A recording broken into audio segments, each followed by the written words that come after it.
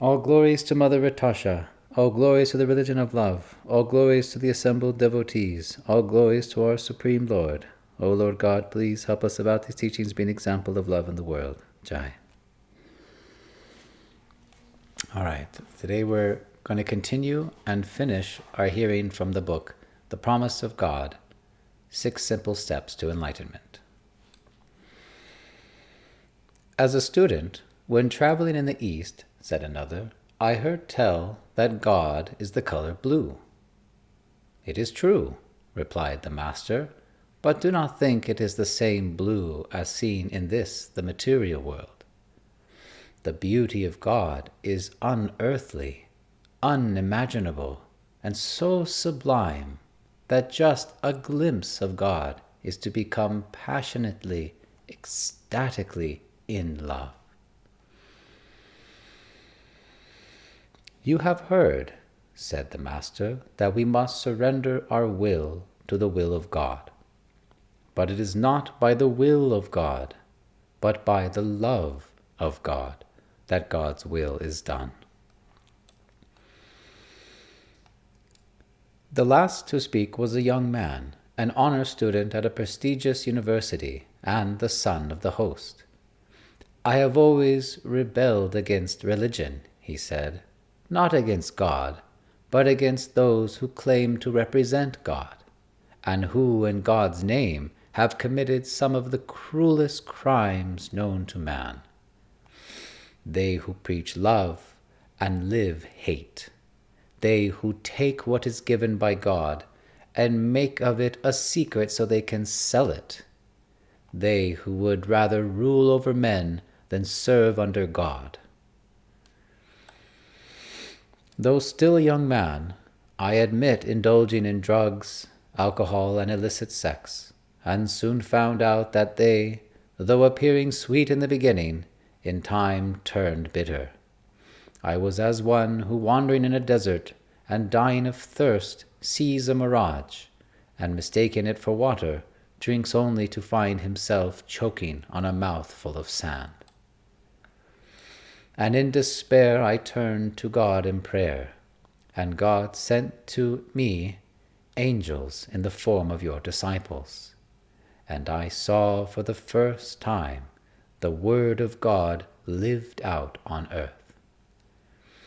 It was because of them I came here tonight looking for answers, and I have not been disappointed. So it is now my most fervent desire that one day I also may be accepted as one of your disciples, to preach the religion of love throughout the world, that I will not have lived my life in vain, but might make a difference in the lives of others for all the ages to come. And the young man embraced the host, saying, Father, you who have given me anything I have ever wanted, have in this given me the greatest gift by far, the meeting with the one I will follow. And as the hour was late, and the candles had burnt low in the great hall, and soon blind night would turn to sighted sun, the time of departure had now come, and leaving all in light, she into dark night did go. So it was that I, Rajak Khan, in travels with the Master, would witness the coming of the religion of love into the world, the universal religion which includes all people, as God includes all people, and so saw that now a new time is come, bringing light in darkness, the path made straight, and religion undivided, as there is one God with unlimited names, so too is there but one religion, and that religion is love. Jai. Oh, my timer didn't start. Oops. Well, just assume I was reading for 5 minutes. Oopsies. Okay. Let's hear a little commentary. So, student traveling in the East, I heard tell that God is the color blue. Right, so you probably have heard this before. In the Abrahamical scriptures, there isn't much knowledge given on the various unlimited personal forms of God, although they can be found in other scriptures, particularly the Vedic scriptures, Srimad Bhagavatam, Bhagavad Gita, the Puranas, etc. And it does tell that the Lord is of the color blue. But, as the Master says, do not think it is the same blue as seen in this material world. So this color blue is not like we experience blue. In fact, how we experience color, how we see colors in this world, is completely different than spiritual color. And it's almost impossible to really explain. Because the spiritual energy, spiritual nature, the spiritual world is beyond the mind's conception. Neither can you see it with the material eyes. Only one whose eyes have been smeared with the salve of love can look upon the Lord in love. So it's, as she says, an unearthly, unimaginably sublime beauty is the Lord. So don't think, oh, okay, let me just take a blue crown and okay, I can draw God. No, not exactly. No. This is a blue that's self-effulgent and unimaginable. But God has unlimited form, so it's not just limited to that one particular color. God's glories, God's power, God's energies, everything of God is unlimited. So we cannot limit God by our imaginings, nor can we truly imagine God. You just have to realize the Lord in love, and you'll experience Him yourself. She says, you have heard that we must surrender our will to the will of God. Right, all the scriptures say this. We must surrender unto the will of God. Right? Love is a verb. It's something you do. Islam, the name Islam itself is also a verb, to do the will of God. And a devotee is loving, and he gives this to others, this message to himself, to free himself and to free others from suffering. And the cleaner you are, the closer you, the spirit soul, is to the surface. And people see it, but they don't always realize it. So, in our spiritual life, all we give up is our illusion. Material things are not evil. This whole world is made of God. It is our consciousness, the use of these things to be in the service of God, our intention to serve. That is what makes something so-called good or bad, or makes something, the use of something, I should say, perfect. So a proper translation is not do it for the will of God, but for the pleasure of God. In Aramaic, the language that Jesus spoke, it has that mood, to do things for the pleasure of God. And God does for the pleasure of us. This is that reciprocation of love. So, by the love of God is God's will done. If you have love for the Lord, then you have love for all things created by God, for yourself, for each other, for all creatures. And naturally, you do the most good out of love. Excuse me. So, out of love for the Lord, that's how we carry out His will, to please Him, not just please ourselves. So for the will of God, better is for the pleasure of God. It is a loving relationship, and that makes it personal. All laws boil down to one simple idea: love. All laws by God are a blessing. They're meant to free us. And true love frees us. If we act as a saint, even if we are not on a high platform, out of love trying to please God, that will bring us to a higher platform.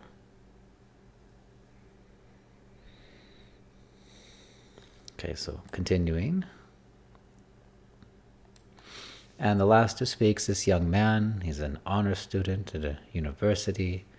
I have always rebelled against religion, not against God, but against those who claim to represent God, and who in God's name have committed some of the cruelest crimes known to man. Yep. We've talked about this a number of times, all the evils done in the name of God, in the name of religion. This is very, very, disheartening, discouraging, and makes us quite burnt out and averse to religion altogether when these people, the man says, who preach love, are they themselves living hate? These people who take what is given by God freely unto the world to free us, and they make of it a secret so that they can sell it. This is true. Buy indulgences, buy the purification of sins, give to us and you will be purified. Or give me lots of money, I'll give you a secret mantra. Nonsense. They who would rule over men then serve under God, right? In the religion of love, it says, never think of yourselves as leaders of men, but simply as followers of God. But there are many who wish to be seen high in the eyes of others and wish to rule over man in great pride, great hubris, great ignorance. They're not serving God, despite the propaganda they spit. They're serving themselves.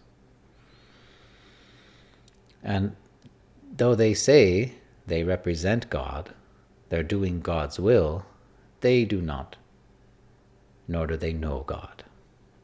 Because God cannot be known. God can only be loved. Because knowing is of the mind. Spiritual is above the mind. Life is not something we do, but are.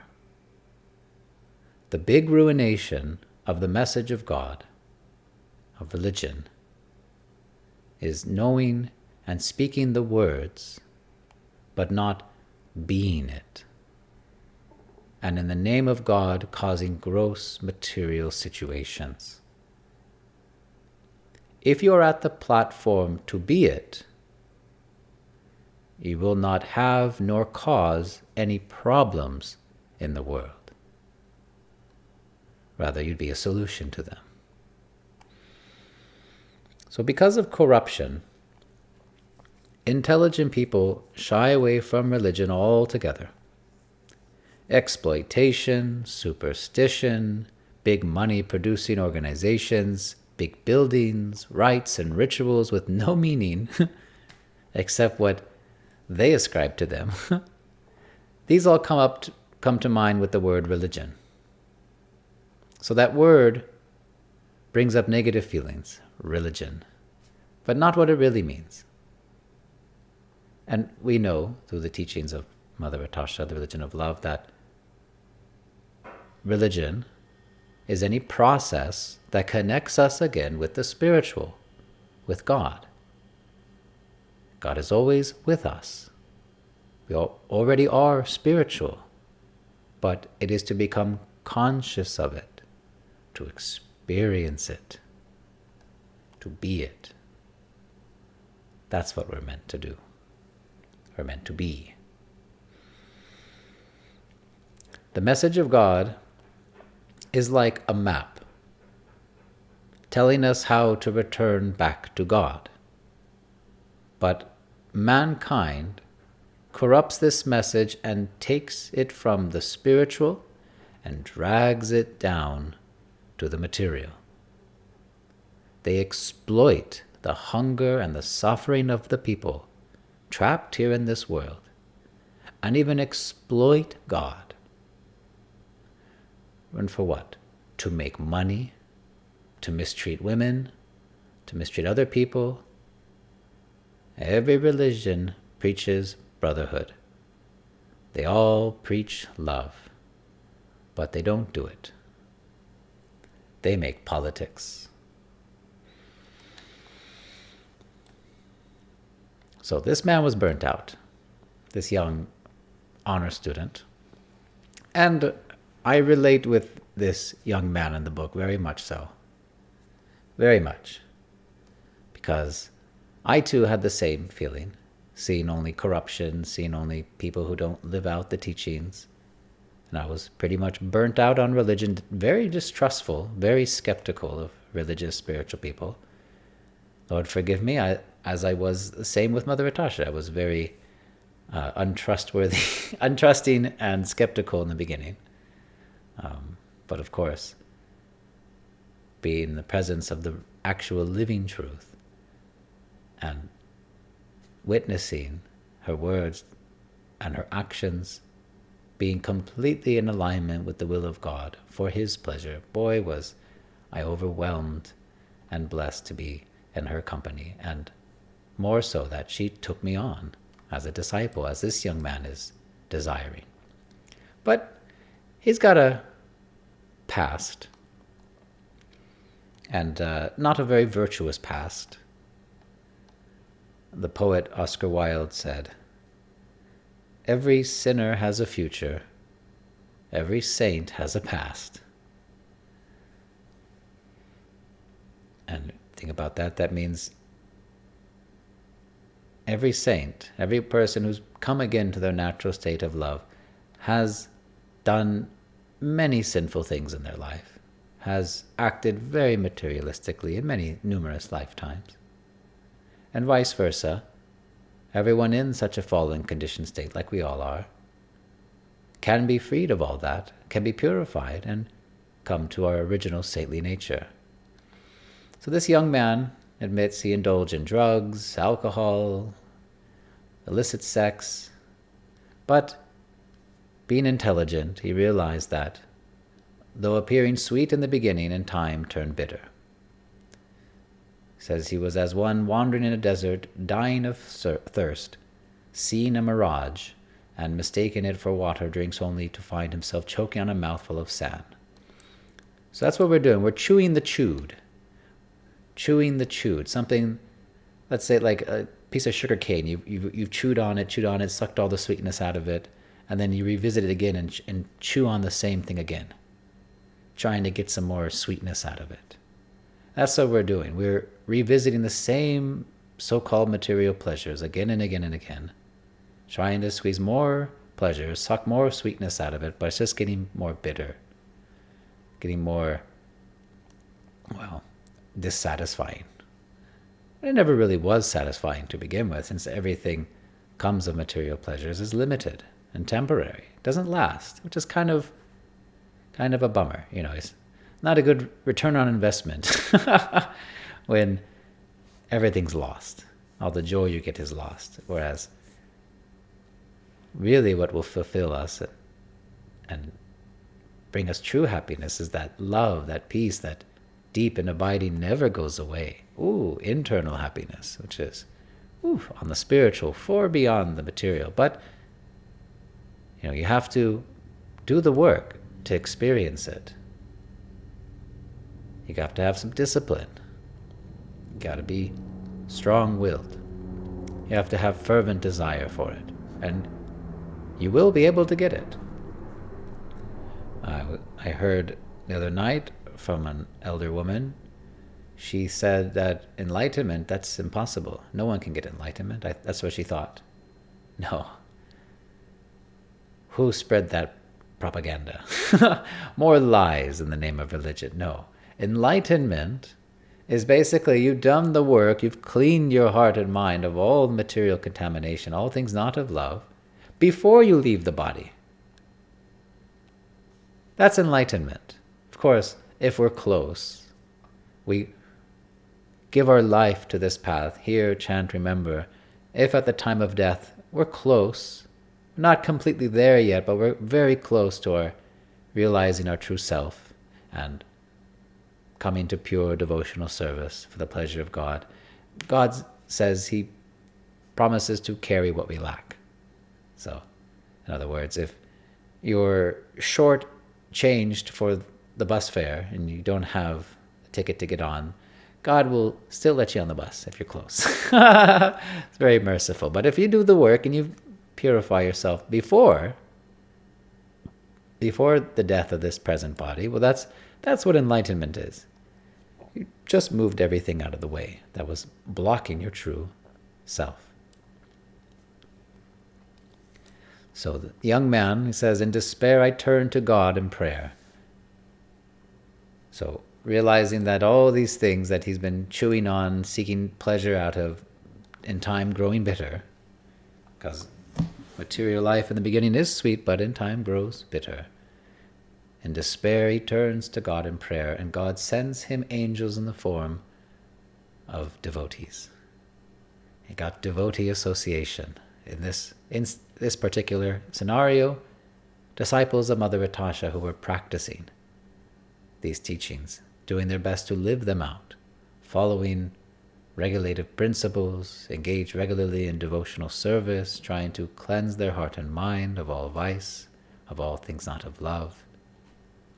And being that example, this young man saw for the first time the Word of God lived out on earth. And that's what we need. We need to see the message of God lived out. We need it. If we don't have any examples, we're so hard-pressed to be inspired, to know what's possible. We need to see it lived out on earth, God's message of love. And it is by God's great mercy that, for one sincerely seeking the spiritual eternal, seeking God, He will, by His mercy, bring one into the association of devotees of God, servants of the servants of God. And he says, it was because of them I came here tonight looking for answers, and I have not been disappointed.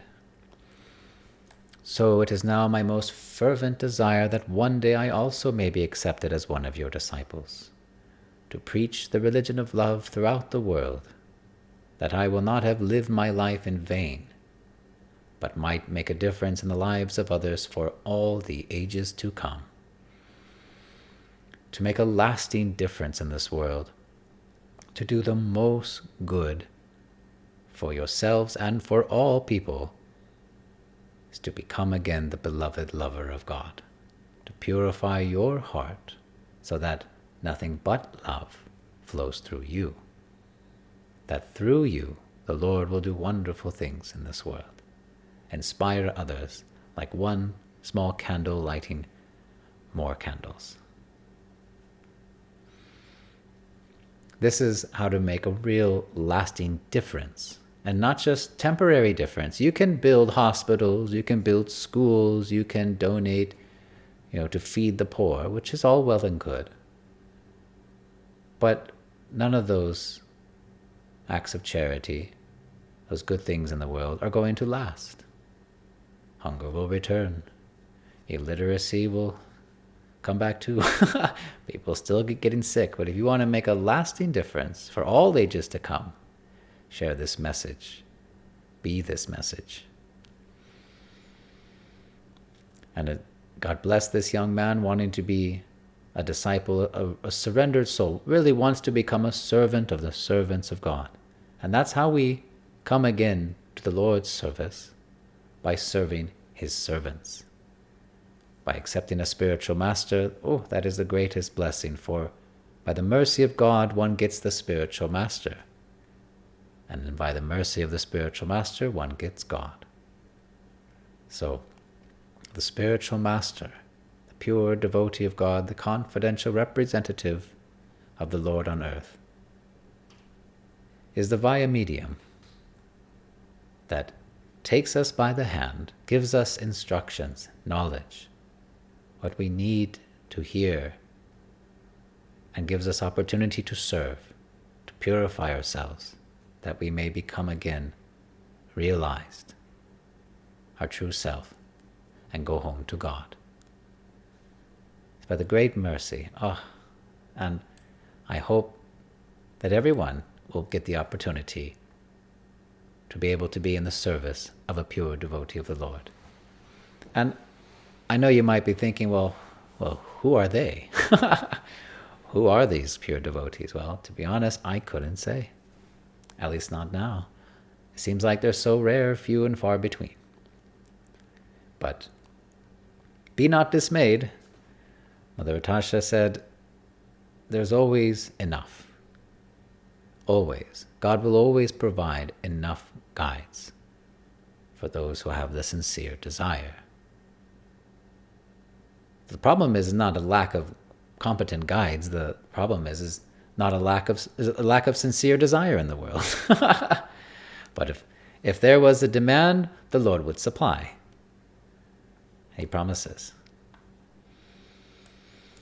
So this young man says, "You give me everything I've ever wanted, Papa, but the greatest gift you ever gave me was facilitating my meeting with the one I will follow on the path made straight back home to God." And then this poetic ending of this book. So it was that I, Raja Khan, travels with the Master, would witness the coming of the religion of love into the world, the universal religion, which includes all people, as God includes all people. And then, which has been repeated many times in the book, now a new time is come. Not will come, not has come, it's right now. This time that we're in now, the Lord is bringing light into the darkness, bringing pure knowledge where once there was ignorance.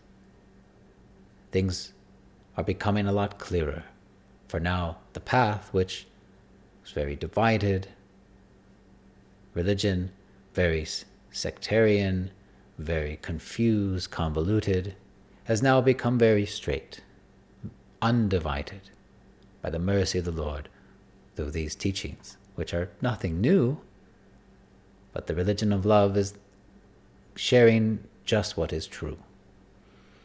For there is one God with unlimited names, and so too is there but one religion, as there only ever has been one religion, and that is love. Love of God. Prem Dharma. So, and this ends the teachings of the religion of love. There's one more book that we're going to get into called The Mission, which will start next week, but it's essentially a summary of many of the teachings. For example, if you're familiar with the Bhagavad Gita, the first chapter is kind of an intro, explains what's going to happen, and then the last chapter is like a summary of all that was covered and finishes it up. Well, this is kind of like that too, in a sense, if I can make a comparison. So, and thus, after 78 odd weeks, we've now covered pretty much all the teachings of the religion of love, at least this book. But there's far, far more, far more that we could share. And of course, we'll cover the mission and all the wonderful recap of the teachings together. So, Jai. Let me pause there. Okay. Does anyone have any questions or comments?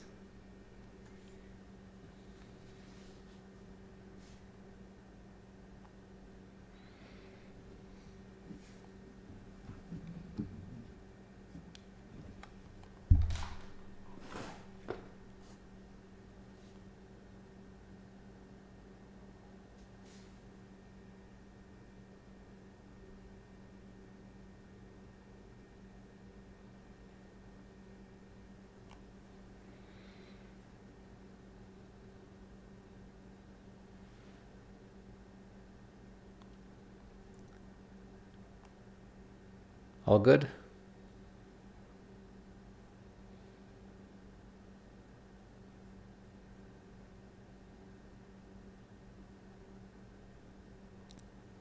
I saw you unmuted, Meet. Were you trying to say something, or is my connection off?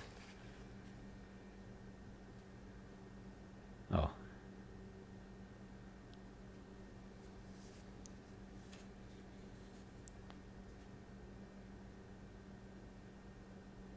Hello, hello?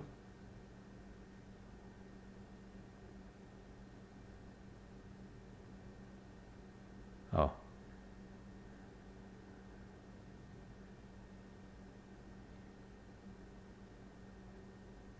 Meet, if you can hear me, you can, I guess, text me. Let me know if you're trying to ask something. I know you've been having difficulties with Discord lately, and VC kicking you off. Oh. Oh, what just happened?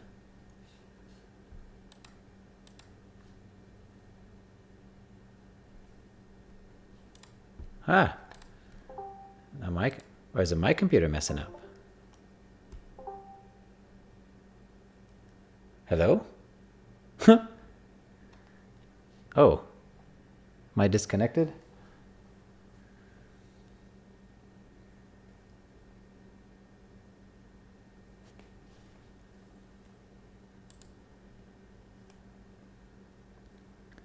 Hey guys, can you hear me?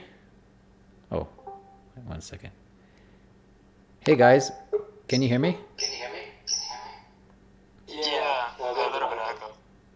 Oh, 1 second. Okay, can you guys still hear me now? Hello, hello? Hello, hello? Terminator. Terminator, huh? Oops. Let me rejoin. Technical difficulties have ensued. Da da da da.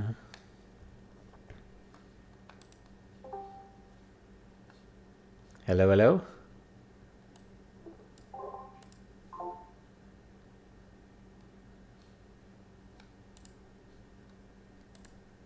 Can you guys hear me now?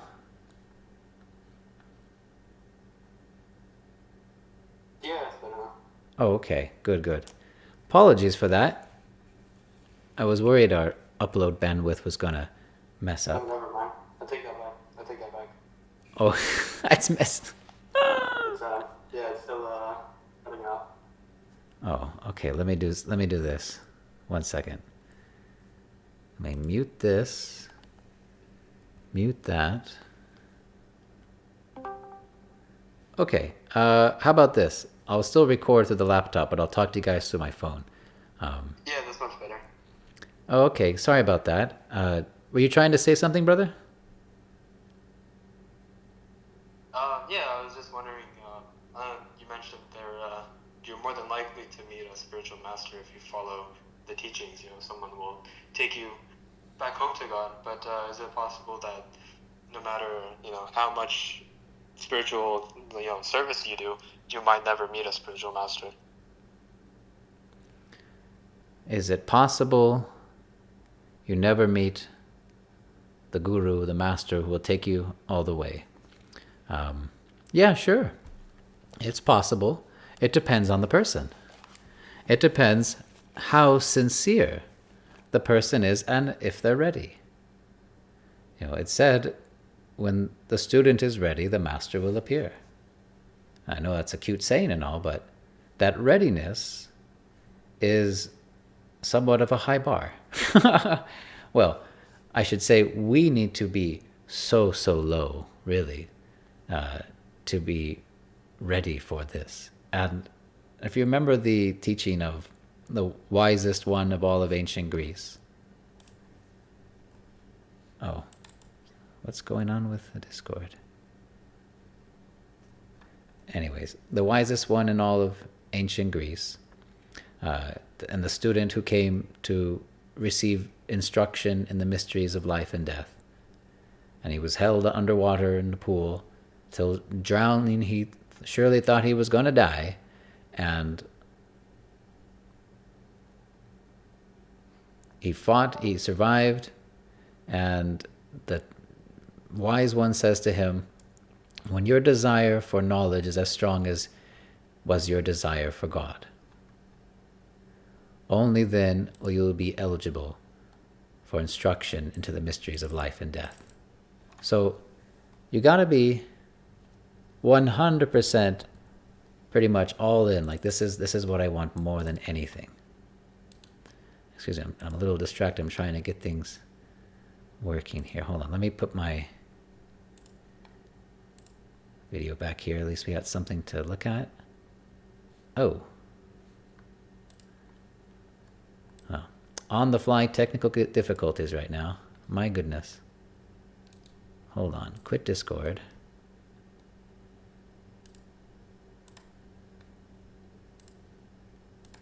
You guys can still hear me all right, but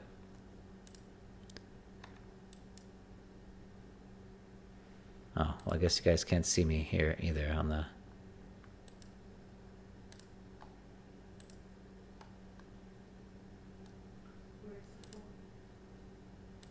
Sorry, one second. Oh well. Guys won't be able to hear me. Or won't be able to see me in the recording right now. Here we go. That's a better picture. Just blow up the picture of Mother Atasha. You guys don't see this, but I'm seeing it for the OBS recording. So anyways, we can practice religion, practice spiritual life, as best we can, grow our desire for God, do our best to be a good person, but it's only when we're ready to give everything, our whole life to God, we're that sincere, our desire is absolute, in total, that God sends the meeting with one who will guide us. And it's a level of one's surrender. That's why I said that the high bar is actually us being so low. When we're so surrendered, so in humility, willing to do whatever it takes, only for the pleasure of God. And the prayer is really, Lord, I don't want anything. I just want you. So when you're ready, the Master will appear. And it may not be in fanfare, or it may not be quite obvious. It could be very, very subtle, as it was for me. I didn't realize that Mother Atasha would be my spiritual master upon my first meeting. Not at all. Not at all. Not even close. I wasn't fully ready yet. God made the meeting with one, and then when I was ready, I realized the great fortune, the great blessing that was before me.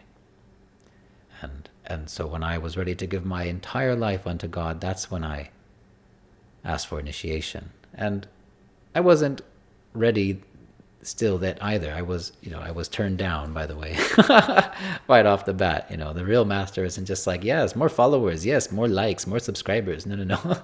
The real master is looking to please God only. So qualifications of the spiritual master, which you're well aware of, they come in disciplic succession. They teach only the message of God without change or alteration, and live the message they speak. They neither need nor want anything material from any follower, and they are alive to answer your questions right in front of you. Just as the Master has qualifications that we have to very carefully observe and be sure that they are qualified, which was my experience. I saw that Mother Atasha truly was qualified. But also the disciple must be qualified too.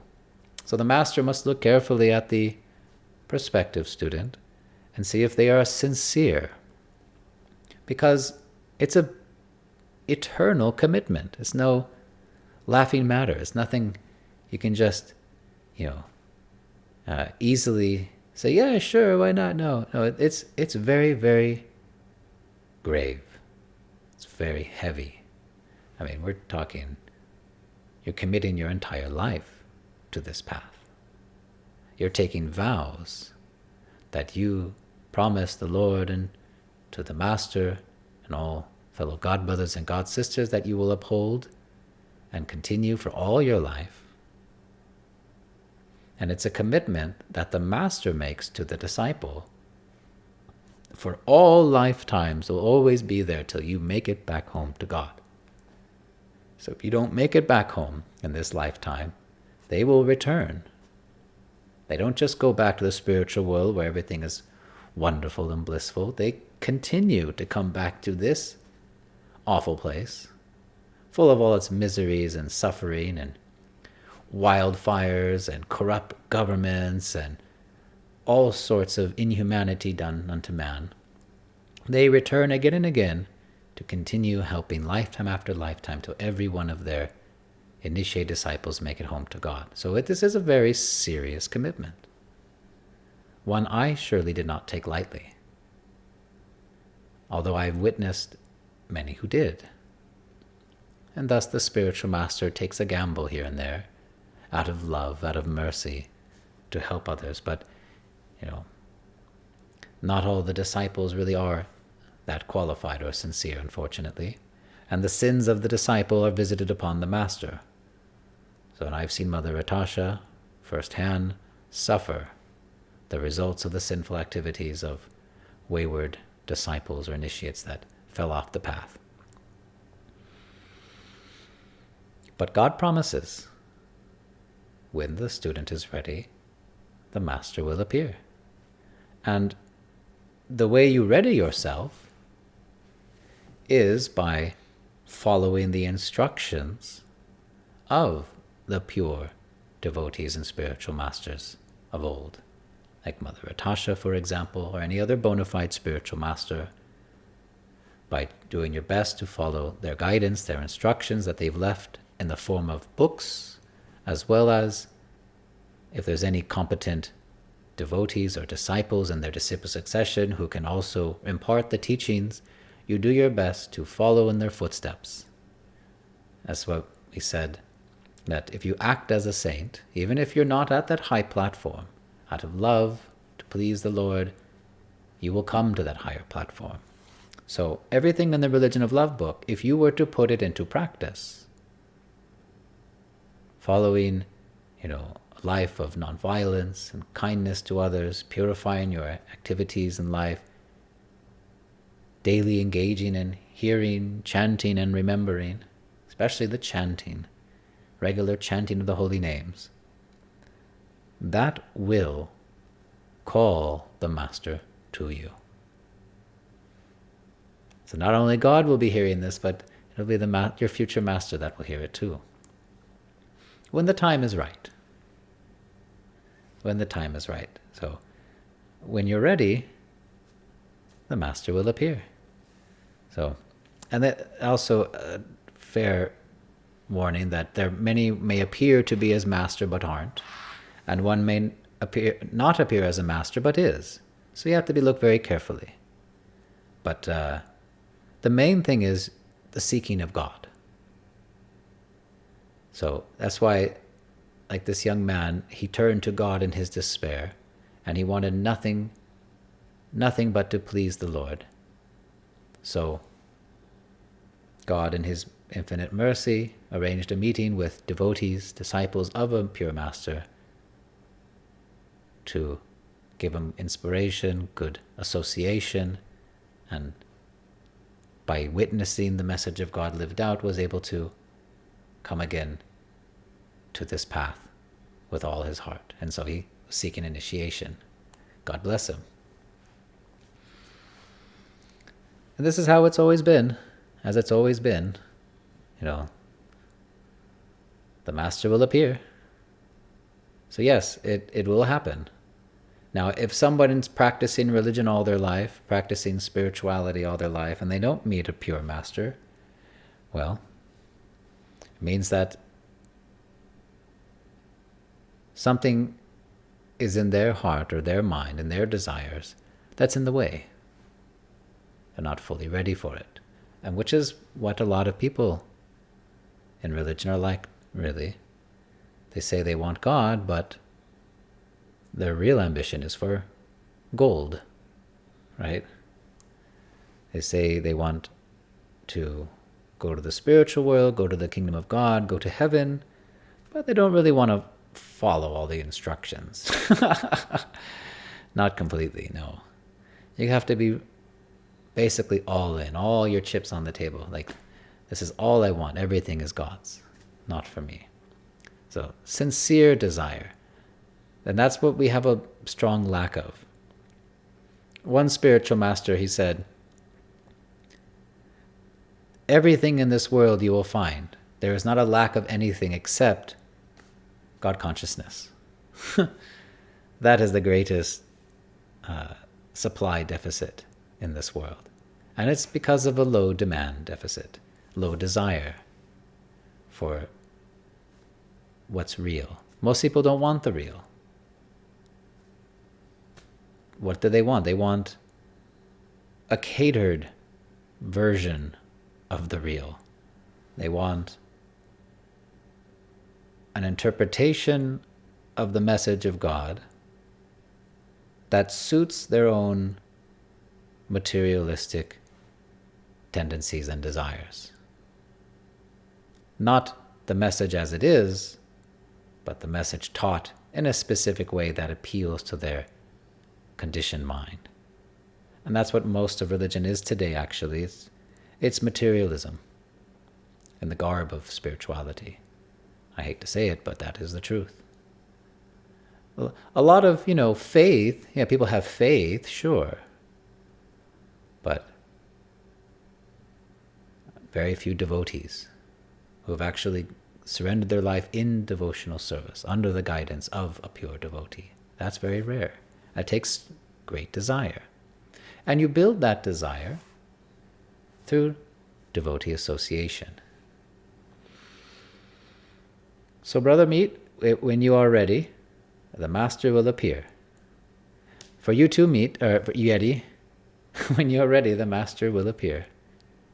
If you desire it. It all begins with desire.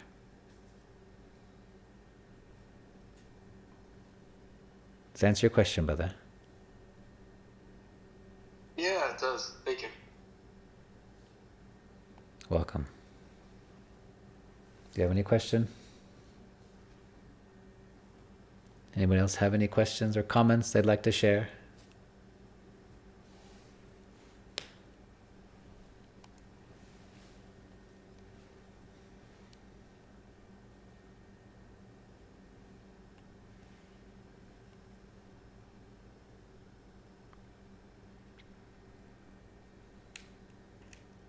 In God all things are possible.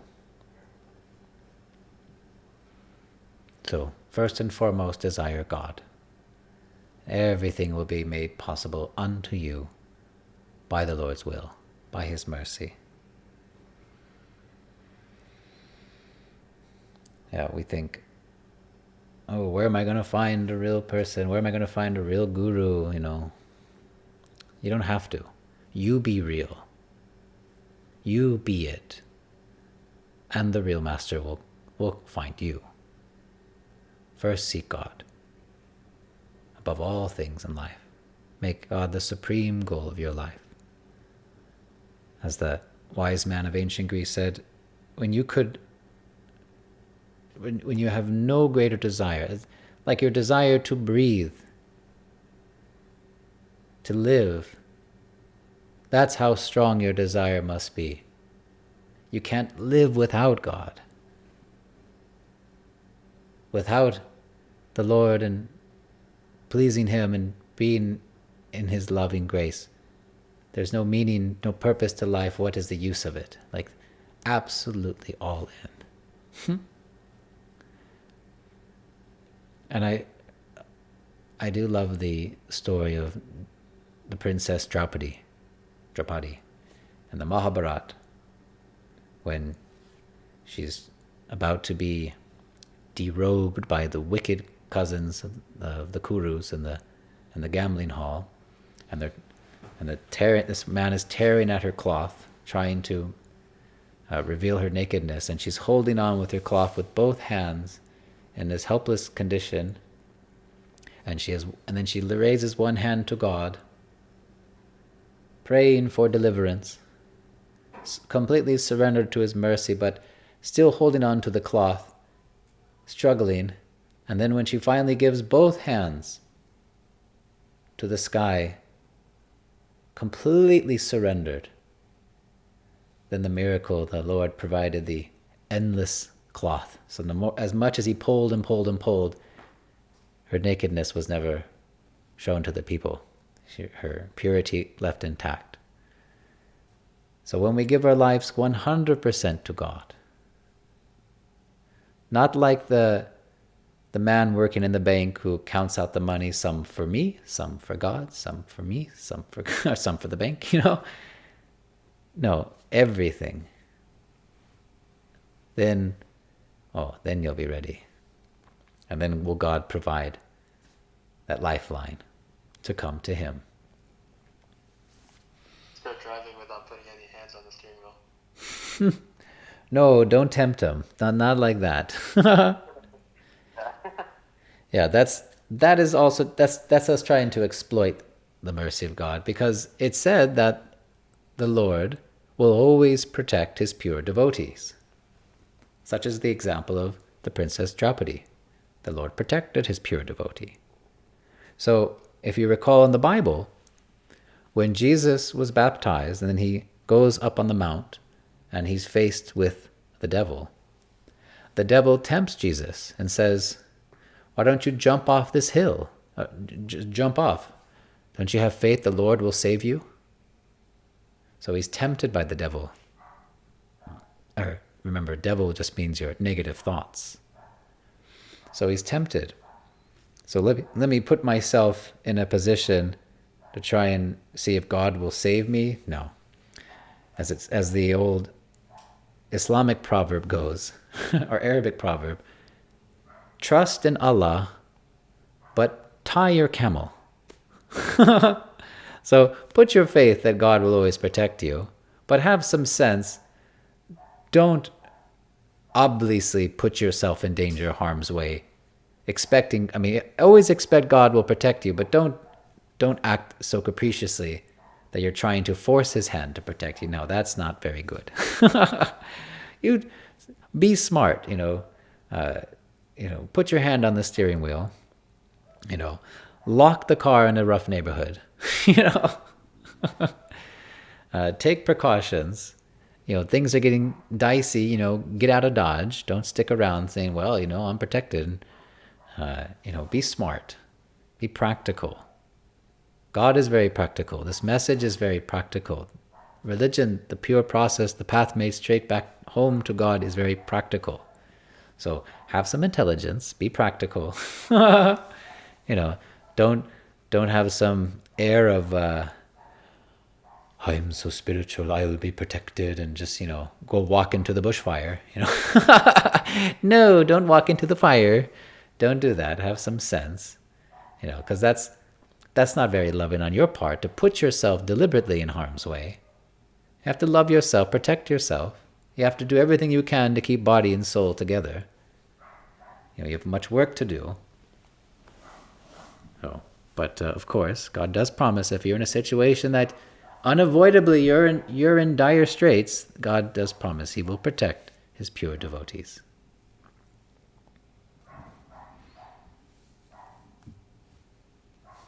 All right, last call. Anybody would like to add or say anything, or comment or question?